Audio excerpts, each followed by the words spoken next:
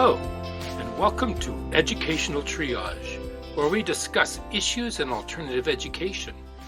This is a discussion about teaching, by teachers, for teachers, and others who are interested in the alternative education world.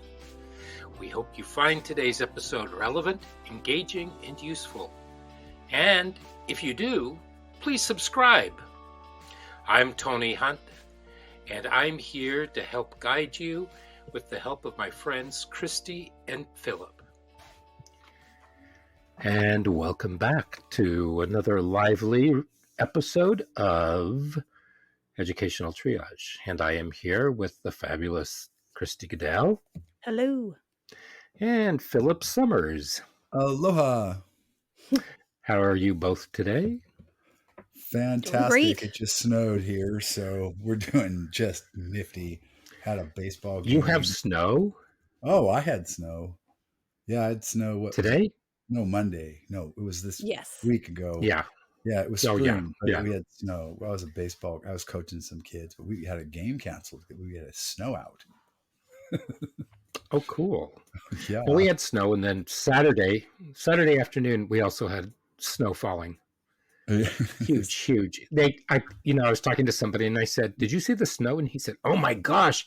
He said, "That really came down, those huge flakes." And I said, "I just thought of them. They look like little meteors coming flying down." And it's like, they're not sticking in this. They were. Yep. And then they were gone after 10 minutes. It was a freak Strange snowstorm. weather. It was in the PNW. It was a weird week. Oh, yeah. Well, talking about weird, did you know that reading scores, last week we did something on math scores and the decline, and now the reading scores are also declining, and this was noticed pre-COVID. And so let's dive into that. How does that sound? Yep. Sounds groovy. Good to talk about, but the stats are not that great. Well, here's something. I mean, Christy, maybe you know this. How long has the state and all the other testing, how long has that been computerized? This, like the Smarter Balance and all that? All that. How long have we been doing that stuff? Gosh, has that been at least 10 years? That sounds right, because it was introduced after I had started. Okay. Yeah, so 10 sounds about right. Okay. Because one of the reasons I think that maybe we're starting to have problems with reading and the reading scores is all this work is done on the computers. And like we talked about with the math scores, it's a yes-no kind of option for the students in a way, where they have to pick the right answer, and sometimes those answers are just a little bit too close. And there's no freedom of expression on those tests, maybe. Do you think that could possibly have some kind of... Well, I think there's been more expressions. There's been more form of expressions in the last 10 years. If you look at it, screens have done more than just given us the internet. It's given us a form of communication. So it's given us a context by which to give communication. It's given us a form of reading, not just texting, R and U for RU, but a way of sort of digesting your information. I was guest teaching, and a lot of the classrooms, like kids will be working on something. Teachers will leave things on Google Classroom, and there'll be something on Google Classroom, and they'll have something on their phone screen too. And it's usually like it's interactive or something like that. Like sometimes they'll play a game while they're working on something. It's very strange to see, but it's almost... So you're talking about multitasking. And so I guess what I'm saying is it's context, and it's the literacy that they're developing is different than the one that they're being tested on. And so they're expressing themselves in different forms. And it may be, to me, it seems that when they're interacting with a computer, that this is just one form of interaction. It may not be the best form of interaction when it comes to that. If you're testing writing, of course, yeah, it's a very narrowed down field, but there are other expressions too. Right, but usually with reading, there are details, there are concepts that need to be taken from that material for Yeah. the answers, and sometimes it's more implied than um, straight out. Where did John go? And the sentence was John went to the store. It could be John walked down the street because he was going to buy something. So where was John going? Yeah. Was he going to the store? Was he going to the baseball field? Where was he going? Right. So I guess there's that a was little bit of an confusing. implication there. What I'm saying is they're interacting with the screen and or screens in different ways than they were actually imagined that could be. It's Right. strange to But say. what does but so then you're talking about distractions. So if Not I'm supposedly necessarily looking on one screen, I'm being distractions, distracted but with what would you call it then? If you're supposed to be taking a test and true. you're using another screen, well, first of all, that That's invalidates true. the test. That's true. So, do they know the test behavior? That's one. Mm-hmm. So, are they, especially with the pandemic, there's a lot of leniency with the test behavior. And so, since the behavior came, or since they came back from the pandemic, I noticed they're doing a dual screen kind of thing. That shows me a different kind of interaction with the reading and the context of what they're The reading dual and what they're screen, getting like off the screens. And Explain so, explain the dual screen that you're talking about, right. because okay, That's I don't think yeah, this is I know interesting. you talked about Yeah. something earlier, but I wasn't sure what you were Okay. actually So talking. I thought picture you were this. describing something completely different. I'm a visual person here. We've got a laptop in front of you, the Chromebook in front of you, and then a Yep. Okay. phone is propped up on a field of the Chromebook that doesn't like obscure something that the Chromebook needs to be seen, or Right. it's off to the side. And it has like Okay. sometimes a movie or a TV show playing. And so Right. they're interacting with that and watching this TV show and also interacting with the content.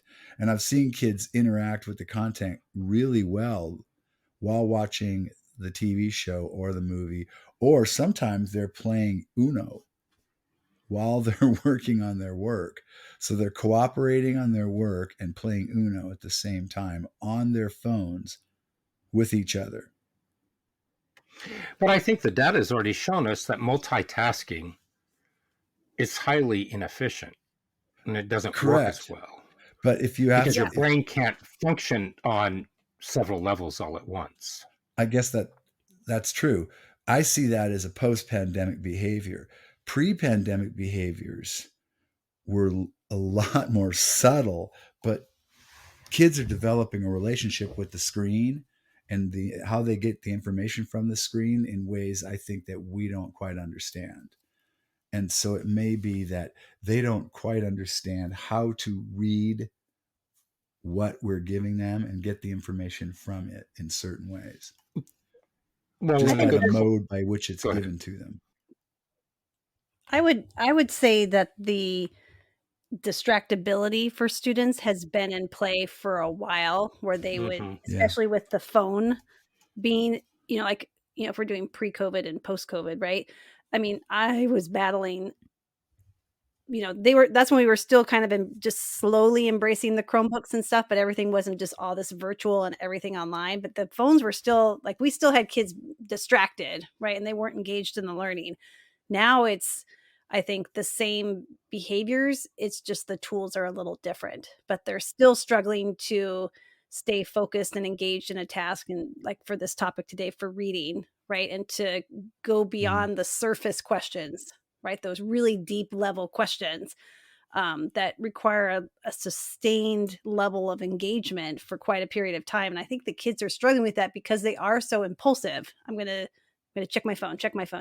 I'm playing a game. I'm now playing, they have, even if you go on the computer and you're supposed to do one thing, they've got 27 tabs open right? And I've got this game going, and I'm going to text on this app, and I'm doing this thing, and then Mhm. over here is my Right. assignment Mhm. where I'm supposed to be reading for history or whichever course. So So I is the think environment that itself, by part you is said, that being tested? I Sort of think the a environment and just having yeah. all their access being through screens when that isn't available, I think right now more than ever they are struggling. And even like you even shared a some data, Tony, that talked about like the more time you're in front of a screen, like your cortex is actually, that one was the one that was really engaging. Your cortex is thinning, right? The To manage membrane. the Yeah. reasoning and the critical thinking. Um, Hmm. Well, the more, if you're on the screen for more than 2 hours, mhm, your brain kind of starts going into a depressive mode, right. and it's very Yeah. difficult. And there's also the thinning of that membrane. And Huh. what's interesting is that since COVID came up, more students became more used to spending far more time Right. staring at screens. It was normalized more Yeah. so. Yeah. Oh, incredibly so, because Mhm, how are they supposed to get their instruction? How are they supposed right. to get their school? Mhm, And you had a lot of students who rebelled against that. And so what they did instead of going to school was they played their video games, right. and they were still in front of the computer. And now I'm finding Candy Crush Saga, or whatever that game is called, Yeah. has made it's made a comeback, and the Candy kids are Crush is doing it. back. And Candy Crush is back, So is and so is Tetris. Tetris. And Oh my gosh. And then there's this other game that's it looks, do you remember like Dig Dug where he was going through dirt Yes, and then like yes. you make tunnels and things would drop down? Dig It's Dug, that version yes. is back. It's now like um yeah, they're pushing cookies and stuff. I'm like, "Ugh, I'm so tired of what's these things." old is gold. Is that what Yeah, it it's is? old as gold. Um, So, Oldies and goldies. oh yeah, Uh, but I'm so, not but that this old. happened prior, and what they found was that more students are loving reading as they get older, and the engagement. More 13-year-olds were commenting that were stating that they were reading more for pleasure, and so this developed through Hmm. the years because Yeah. in the early years, the teachers pushed for reading, and Yeah. they really want to engage the students with reading, et cetera, et cetera, et cetera.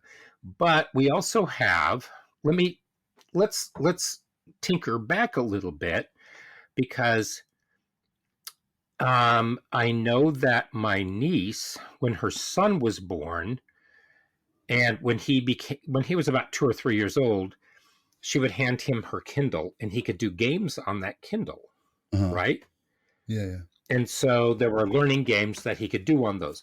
When I was a kid, and I don't know about you two, but we had Fisher Price stuff, and I yeah. learned letters on sandpaper, because I would cut out the letters, and those were what I used. And because it didn't cost much, but Mhm. we had Tinker Toys and Lincoln Logs, and we had all kinds of stuff. But we are becoming more of a digitized society, and so I'm just wondering Yeah. if Yeah. Yeah. Yeah. more if more kids are starting to do their reading for Yeah. pleasure on their phones and on thes tablets rather than using the printed text. Yeah. There's an The cold analogy. hard pages. Yeah. I have I was talking to my brother about this lesson on Moby Dick, and I was kind of ranting and raving about Moby Dick. It's just so laborious and long. And geez, I mean, does a guy have to describe everything about everything? And it's like, yes, because back in the day, it just kind of all of a sudden hit me. They didn't have anything like a photograph. No one had seen a tropical island. So for 5 chapters of describing a tropical island, that was like fantastic. Give me more. Herman Melville, you're the best writer I've Mm-hmm. ever read. But for us, it's like, yeah, I can go to the TV. Nat Geo just gives me that right now. Heck, I could be on a plane and be Right. there in 8 hours. So yeah, we're in Mm-hmm. a very fast-paced world. We don't need Herman Melville to take us there anymore.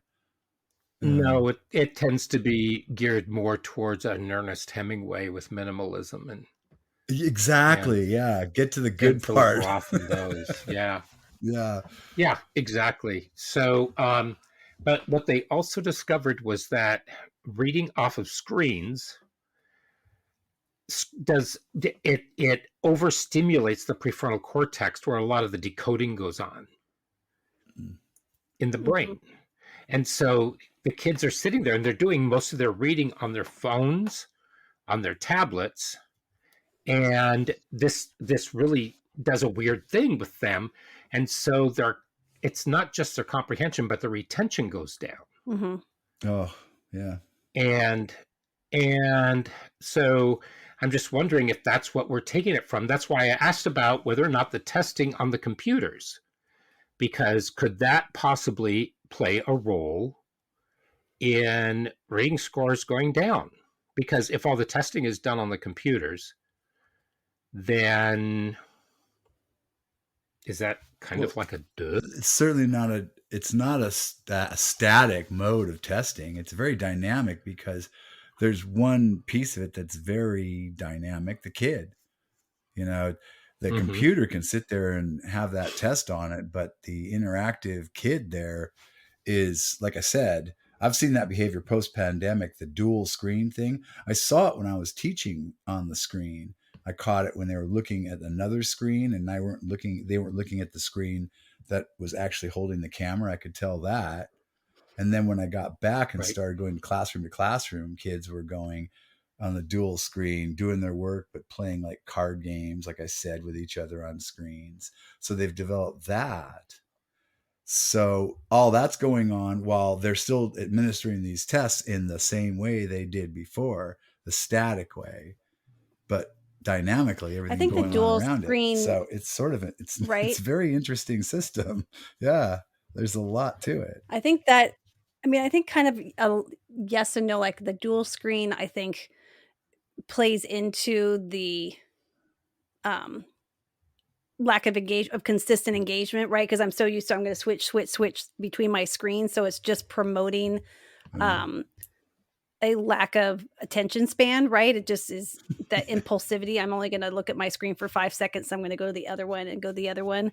Mm-hmm. Um, so I think that is a definite behavior. But if you're going into those formalized assessments, you're not allowed any of those other screens, right? You can't have your phone, and they have those apps where they can lock it, where you can only be on the test site. Like you can't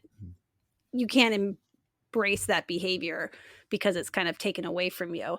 But I think um, Do you think part of it is suffering from nomophobia?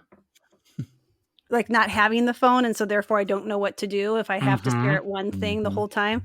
Mm-hmm. I think that plays a part in that um, we're so used to having downtime be filled with videos that I don't or activities where I don't have to read. Like I can engage in all these social medias where I'm just watching other people like Yeah. TikTok or Snapchat or even I mean Facebook you're kind of reading and Instagram, but you're mostly just looking at stuff. You're not having to do Good point. I'm not sitting in a doctor's office and reading a magazine, right? I am just scrolling through pictures, picture. So And you're so I just think processing and you're not cogitating. right, you're not doing any of that critical Well put. thinking or that deep comprehension, or having a long article where you're continuing to have some of those long trains of thought, right? I'm going to watch a 10 to 30-second video and then I go to the next one, right? You can't get a whole lot of Yeah. depth to it. But I think also that free time we used to have in our classes, the lack of instruction, right? You used to have like silent sustained reading, or you had in elementary school, you would have, that quiet time where you could go in the book corner, and now the kids are able to engage in electronics, and so I feel like that lack of instruction has come to fruition, which was happening even before COVID, right? Well, yeah, no, I I think that agree. is a part of Yeah, the I trend. agree. Yeah. I I was speaking to a teacher today, and she's teaching the Odyssey, Oh, and I said, "Oh," I that's said, deep. "So," and she said, "My reading scores had better not be going down." She said, "They have it on audio. I have it on digital. I have it as anime. I have graphic novels. I have it." And she just went on. She showed, I have big print. I have everything Right. possible for the students so that they can read it and learn it And she said, but still. So she was working very, very hard. And then that led into UDL and Universal Design for Learning, which she hadn't heard of. And we just kind of chatted about that for a minute. But it's interesting because students who are so used to reading on a digital device, let's just call them that. I was going to try to find out whether or not the refresh rate was something that does the signaling to the prefrontal cortex and the blue light and everything else that might get it going. Well, you know how strobe lights, the refresh rate of the screen. Oh, got it. Okay, right. Because you know how strobe lights and certain kind of lights can affect epilepsy. Yes. And seizures in people. Well, I was just wondering if maybe that might be doing something not quite as dramatic, but something that might be on par with I mean, like with eye strain and right, like you've got your people have glasses to filter out the blue light, and not necessarily that, but it had some kind of effect on not the eyes, but on the prefrontal cortex. Got it. Okay. Yeah, the perception because within the brain. Yeah, because if everything is jumbling it around because there's so much stimulus that's going on that it can't really do that. And so the question then becomes, is that the problem? Or let me ask you this, is it that when we read digitally, we are looking for specific information? Because when we Google something and we Google an article, how do we read that article? We scan it for the information and the bits that we need. Do we actually spend time reading the entire article? Right. Or are we getting just what we need out of it? Right. And because Philip, you're looking at me. No. I'm having a thought. I'm having a thought. Here we go. Okay, so I'm thinking along the lines of hold on to your hats. When you interact with something digital, CDs, for example, they cut things into bit rates. And so the closer the bit rate, the smoother the sound. But your brain hears it. And some people's brains really hear that bit rate. And so that's what an LP is, you know. So for all you audiophiles out there, you know, that's what an LP is, you know, it spins at a rate, and that's a wave, and that's a sound wave. And so your brain likes that. A lot of people hear that sound wave off a record album, and they like that sound much better than they like the bit rates. They can kind of, they're a little uneasy with. Some people don't hear it at all. They hear a clean, crisp sound. So is a digital presentation different somehow than a book? And by that, I mean, well, you have the blue light. Yeah, but I mean, I'm not saying is there a drastic difference between reading it on a screen, but I know that when you're testing, like I said before, when you're tested, here, read this, get the information out of it. Is the presentation, you know, the screen, no other screen, just the screen and only the screen, you know, and get the information, testing mode, the way to get to it, or are there other modes that have developed that we're not aware of that are better, that would reveal a better understanding of reading and how it's understood? I don't know, but it seems to me when like they compared. Pardon me? Go ahead, finish. No, it just seems to me that it just seems to me that with the way the computer is changing our lives, we're not. It's done it so quickly. I don't think we're really aware of it yet, but it does seem to me like maybe the way CDs kind of are different than the sound waves. Maybe the digital information is different than just the page. Like you said, I know the student was carrying around some pretty heavy books. He was reading Tolstoy for pleasure. And I'm going, really? Are you sure it's fun? He goes, no, I really enjoy this. And I mentioned David James Duncan to him, who wrote some books about the Washougal Camas area where we lived and stuff. And yeah, really big was stuff. He the one that wrote Ship of Fools? Who? David James Duncan wrote The Brothers K and the River Wye. Yes. Yeah. The Brothers K, that takes place up by where you live. It does, exactly. I said, you should read this book. It's about 600. It's about baseball. Yeah, What? and many Okay. other things, and in parallel to Brothers Karamazov, but not near as big, but pretty big and pretty large novels. And he's reading these novels for pleasure, Wait, and he was digesting huge texts, and he's loving it. And I'm thinking, wow, there's just whatever reading test they're going to give you, just show them what you've been reading. And go, never mind, you're fine, because he reads for pleasure, but he reads the written word off the page for pleasure. And he had 3 Right. really big novels. Really enjoying them. So, huh? Well, I'll buy books on my Kindle simply because one, I get them right then and there. right. Mhm. Two, I I amassed I have so many books. Mhm. I have so many books that once a year I have to clear them out. And I do that. I just have to because I have more books than I have space for. So, and it's easier for me to keep them in a digitized form. Hmm. I would say And Kindle's I'm almost getting an better at exception, taking though. notes. Do you have one of those What's paperwhites? that? Do you have a paperwhite? No. No, I have a Because Kindle. Oh, they went out I of their have way to a become like very books almost. They don't do much else, do they? I mean, well, yeah, you can play games and stuff like that on them, and you okay. can watch movies. Uh, But no, I have a very generous family member who works for Amazon, so that's it. I there it get these is. things. You get the So the the question So is coolest and like, the is newest, reading on a mobile yeah, the device coolest. better or worse than reading it off of the paper well, page, right? can I tell you what the studies have shown? Sure.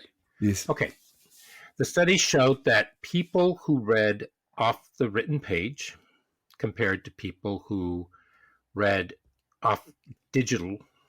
formats were able to score better. They had better comprehension, they had better retention, and over a long period of time. But the reversion of the people from digital to paper, the brain was able to remediate itself and bring itself back. So the brain, that then we get into brain plasticity Right. as far as that goes. Right. So it's not, if you do it for long extended periods of time, there's still hope for you. There's still hope. Um, All is not lost. There's which is still why hope for if I you. start, well, because many times if I start reading an article and I look and it says that it's going to be 64 pages or something, I I have to print it out. And that way I have it and I can keep it and I can do Like marginalia you and I get can engaged take in it. notes. Right. Because I can't do that online. There's just a limit to how much I can actually do there. Even though on my Kindle, I will go through and I will score things and I will, you know, Mhm. take notes. But the truth is that my reading retention isn't that great. And then I'll go back and I'll say, well, what is this in reference to? And I'll have to redo the whole thing. And it's maybe I'm coming down to a part where, and I'm not saying this in lightness, but part of it is it's almost like a mild form of dementia because it's brand new to me and that I haven't read it before. And Yeah. so, just these things that happen, and I do have dementia in my family. Well, here's my But system that I throw out is just what I do is that I listen to books. I don't read them. I listen to yeah. them first. And then I can And how's your organize them in my retention? brain. Then I buy the book. I have the book. Yeah. And then I pick it apart and I have the text, Mm-hmm. but it's already organized in my brain because I've listened to it. And I used to do a lot of running. So I would run and listen to the book, usually a couple of Yeah. times. Yeah, and then I Yeah. could Well, I do organize it that. with that, and then you could teach it. I could advance from it. I could do a lot of things from that book, and it was usually nonfiction.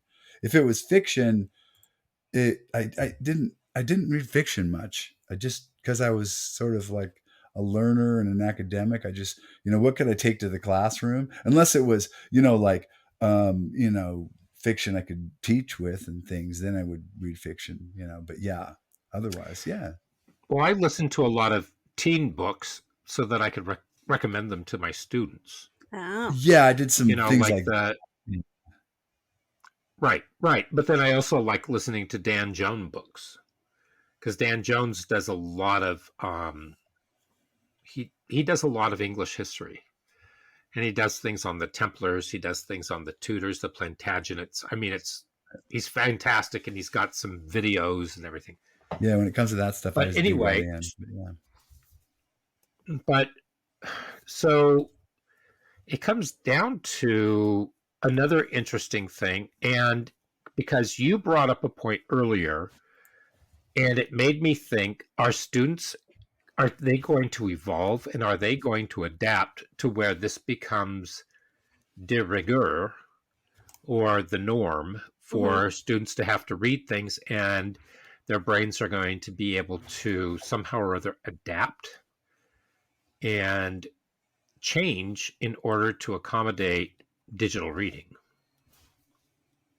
Well, I guess the question is it digital reading off of the computer, or is it digital reading where they're reading in little teeny short bursts off of their devices, or both? It's actually the same effect. Mm-hmm. It's actually the same effect. It doesn't matter if it's Chromebook, laptop, cell phone, tablet, whatever. So we're talking purely about a student's going to sit down and read a novel. Does it make a difference if I'm reading it off of my Kindle versus having an audible book versus I have a hard copy, right? That's kind of like, that's our comparison data. That's our baseline. Well, if you have the real book, yeah, I think that's pretty much it. Yeah. If you, let's say that I have, I don't know, I have a copy of War and Peace in my hand, and then I can pull up my Kindle and I can say I've got War and Peace here, or I can pull it up with the Kindle app here on my laptop, and I can say, here it is right here. Right. Or I can play it and I can listen to it when I'm walking. And I can listen to it while I'm walking, and then I also have Whisper Sync, and I'm not doing that as a product add-on or referral, but Whisper Sync, where I can listen to it and I can follow along as I read. Right. Yeah, because Whisper Sync to me puts me to sleep, and I can't do that because it's usually in the evenings when I do it. I know that something strikes me very hard, because when I when I read, I think. When I'm listening to, say, a podcast, or I'm listening to a book, I start thinking and I start getting ideas, and I don't know what I've missed. So, for instance, this evening I'm listening to the Flourishing Education podcast. She just released a new one, and it's really interesting because she has this woman on, and she wrote a book, and I was listening to her, and she talked about education falling into 3 different buckets, and I had to listen to it 3 different times in order for me to actually glom on to what it was. I do find myself doing that too, Tony, where if I'm listening to I tend to just listen to books. Like podcasts I'll listen to in my car because I can kind of hear it but don't have to be focused. But like listening to books is when I'm out walking. I don't know why I can just focus on that, but there are times where I'm like, wait, what were they just saying? And I have to skip back. Whereas if I'm reading the book, I don't tend to be like, what did I just read? I tend to do that more with the auditory. So maybe there's Shouldn't we be testing your ability to comprehend blogs and podcasts and things like that then? Because it seems to me you're making the case that we get information not just from reading, but from et cetera, et cetera, et cetera. You know what I mean? Right. But what sticks in my head, right? If I'm listening to it, it won't stick in my head as opposed to if I physically am reading it. I have better retention. But again, those are learning preferences, right? But we're getting our information everywhere. Eventually I go back to reading too, but yeah, I mean, we're getting it everywhere. There's so many places we're getting our information, podcasts, coming back to reading, writing. But we had that it's a very basic form, love of not just reading only. I would counter that, even though, the 3 of us have embraced many different forms of reading, we already had established reading habits from when we were in school before all this stuff, which I think is a big part of it, where I'm a horrible reader. You had a podcast when you were 10. No, I'm just No. kidding. Yeah, I had a podcast. I used to speak into the bucket. The colander worked well. It looked like a mic. I love that thing. No, I'm a horrible reader. It's kind of a joke. I'm like the worst reader who teaches English. It's like, it's kind of a joke, but it's not. And when you say worst reader, like you don't enjoy reading, really helped me. Pardon me? I'm sorry, what? So when you say you're the worst reader, is it that reading is hard for you, or you don't like to do it? Okay, or it just takes you a while. It takes me, okay, first off, I have attention deficit, so reading, I would like read and then go, oh shoot, what did I just read, and go back. Right. It's really difficult for me to know when to sit and read. I was raised in school, okay, it's reading time, and if you told me it's reading time, at any time under the age of 28, I would go, what? I can't sit still. Still can't really. But right. At that time I couldn't. So there was no reading time for me really. So I never really caught on to reading.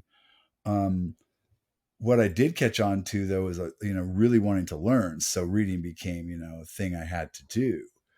However, once audiobooks came out, and like I said, I listen to the audiobook, organize it in my brain. Then I go back to the book itself, and then it's easy. It's laid out for me.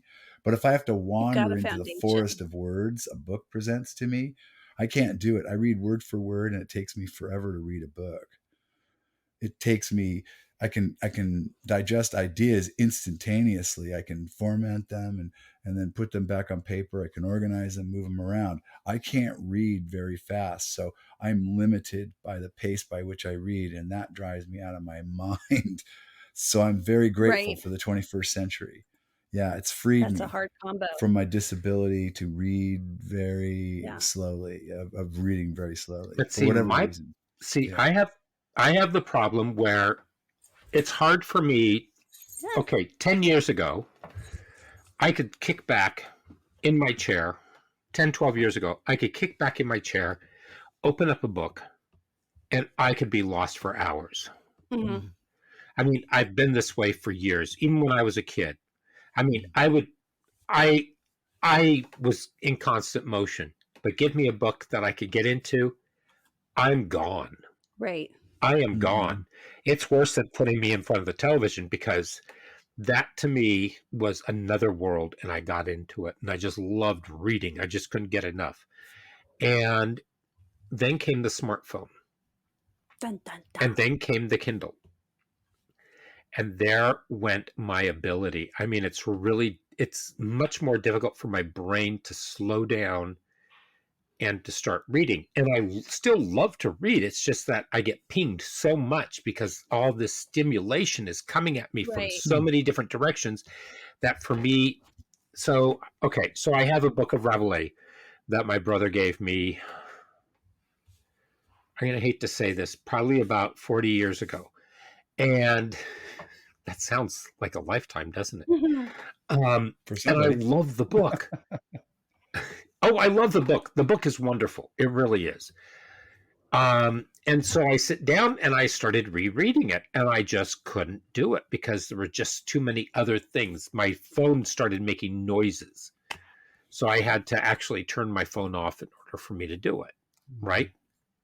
But there are just too many other little beeps and boops that we have in our house that, I mean, your dishwasher makes sounds. Oh, yeah. Your oven makes sounds.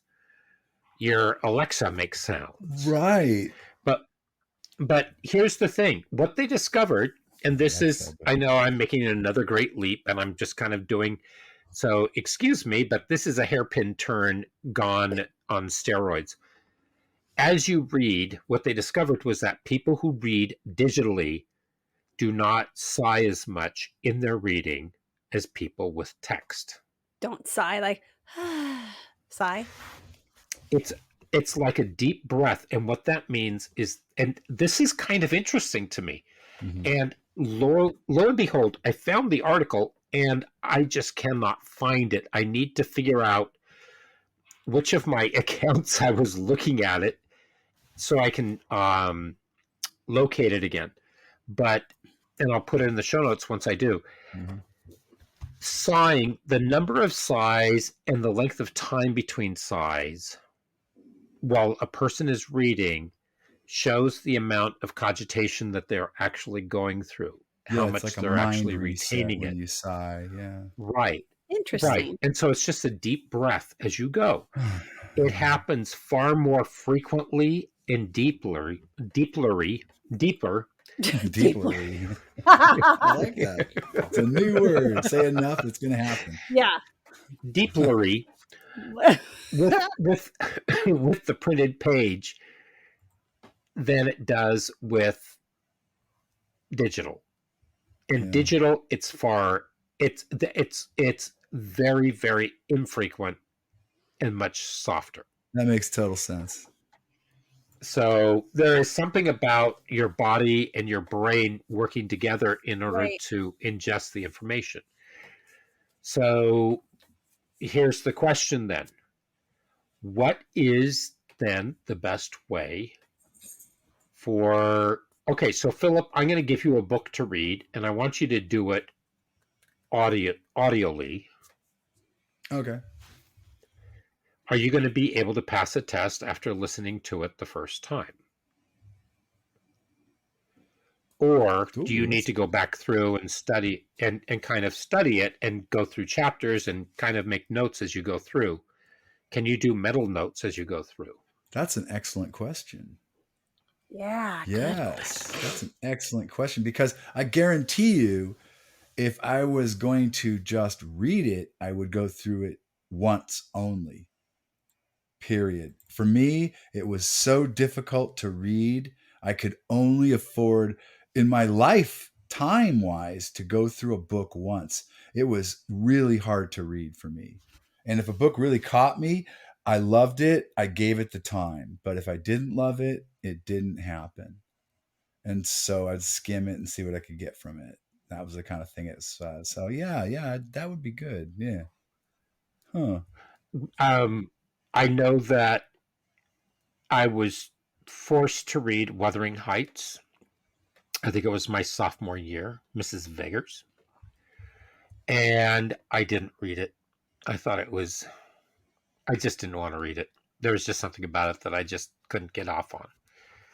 So I decided I was going to read it as an adult. What did I miss? And so I got the Audible. Mhm. I could not make it very far in that. No. I tried watching the movie. I could not get very far. Yeah. Something about that book, there is just nothing to it for me.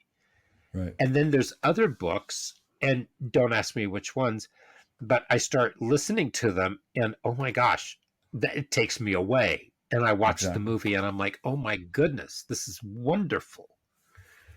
But that one, and I talked to somebody and they said, oh my God, it's just wonderful. It's so dark. And I said, oh my God, it's just about somebody who died, isn't it? And they said, oh, stop saying that. Spoiler.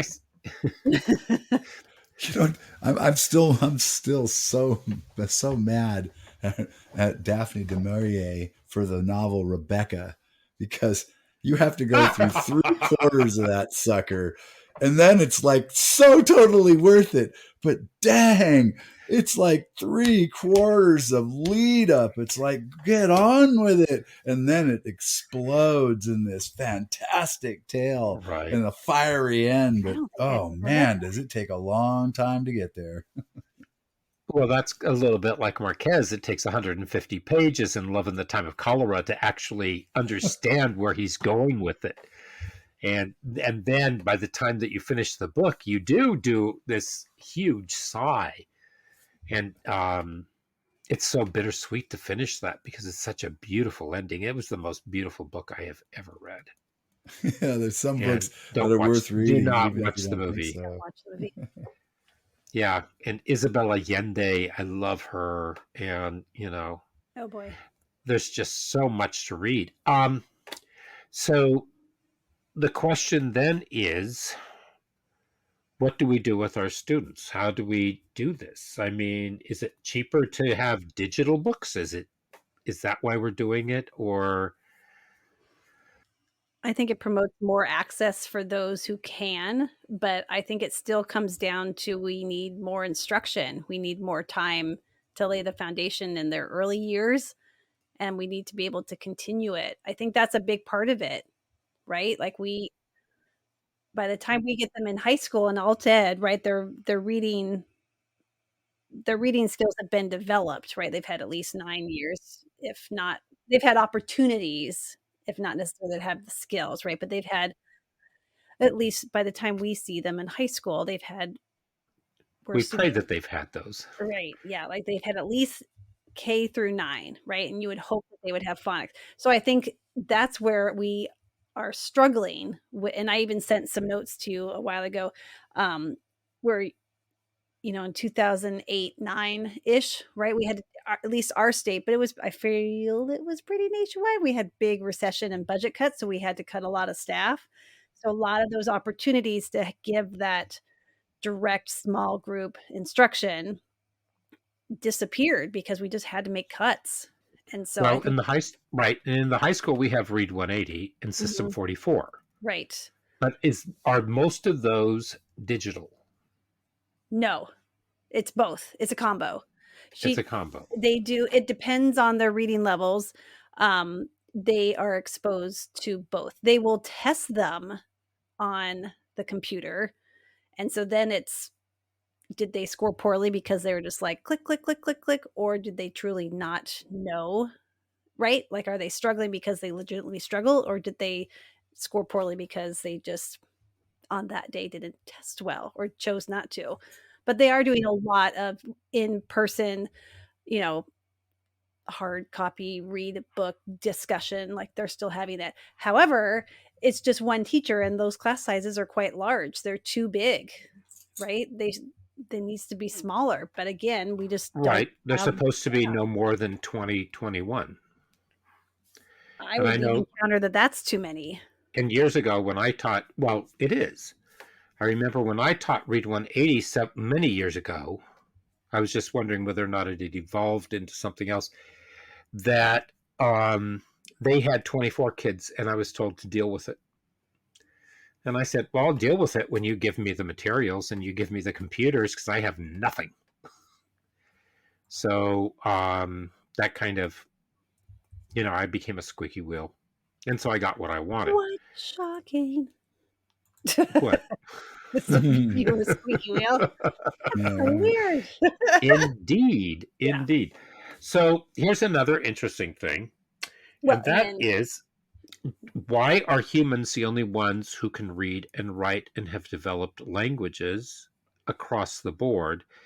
One article that I was reading, they talked about how it was a fluke of nature that we are actually able to do such a thing, and that our brain was able to reconfigure itself so that it understood symbols, had meanings and sounds. And so, and that's only for what, 5 millennia, I think is what it is. Something like that. So it's in a sense a recent event, and it's taken a long time to get to where we are. And I was thinking with that comment from that article, does that mean that, because I brought up the idea that do we think that students will be able to adapt and adopt this format and their brains reconfigure themselves? Excuse me. And I'm wondering whether or not that is a palpable kind of thought. If it took us this long to get to where we are, is it really going to be able to change over the next generation? Well, I think the answer to that is no.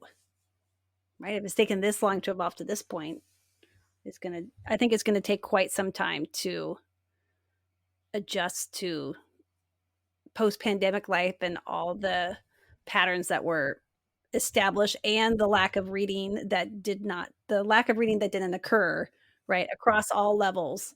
It was super easy to just be in class. You can't see me air on the podcast, right? I'm air quoting. I'm in class, wink, wink. But really, I have just clicked a button and I'm over here doing whatever, taking a nap. I'm playing video games, like Philip was saying. I'm watching movies. Multi-screening. Yeah, I'm I'm gaming, I'm playing with my animals, I'm doing everything but school, right? Because that's what was there. I think it's going to take quite many years to recover from that event. But this was pre-COVID. Right. It started pre-COVID. So I think we can talk about recovering from COVID. And I think people are starting to use that as an excuse. But I think we need to start from where we are and just build. I think it compounded things that were already in motion. I think it unveiled issues. Yeah. Unveiled issues. Yeah. I've been thinking about that question you asked, and Christy's answering it, and I'm going, all I can say is I don't know. And I thought, that's about the wisest thing I can say right now is I really don't know. That's a good ending. Yeah. I don't know. That's just I don't know. We don't know. It's wow. So it would be interesting to see. I'd like to know what people are finding. And I want more students. I've noticed that our district is starting to take note of the fact that students need other formats for, say, credit recovery, and that they need to be able to do, and just the entire equity of the whole, just the equity of it all, and that it shouldn't all be on the computer, and they shouldn't have to be staring at a screen for hours on end. And there are things about depression. There are things about the cortex and the thinning of the membrane. A lot of this has been around for a while. Right.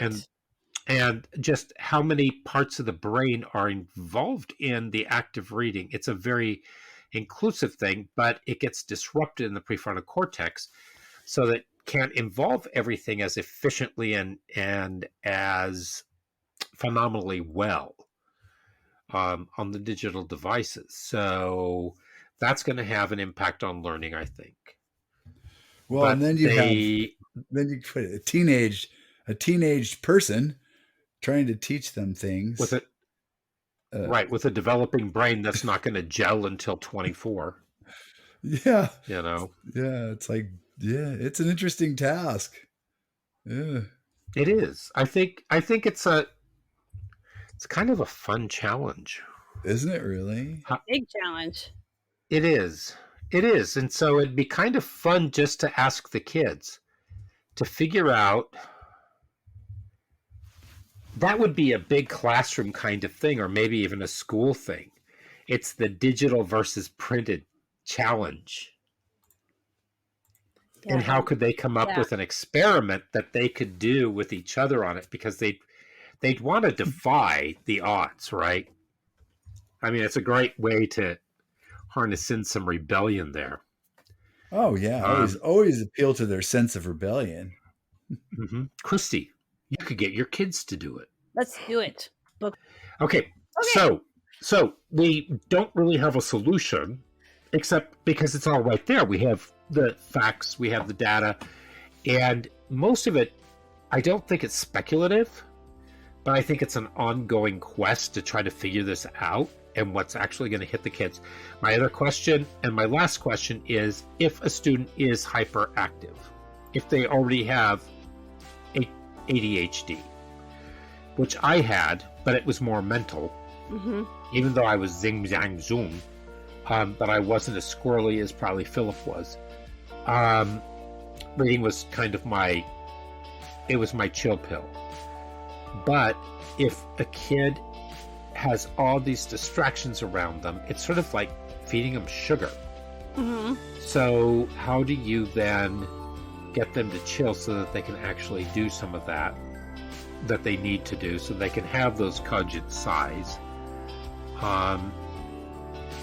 And can they do it digitally? How do we do that? So I'm going to leave people with that question. So it really is an interesting conundrum. Yeah. So, okay. So until next week, I would like to thank everybody for listening. Subscribe, give us a review, and shout us out to others. We appreciate everything that you've given us with your attention this week.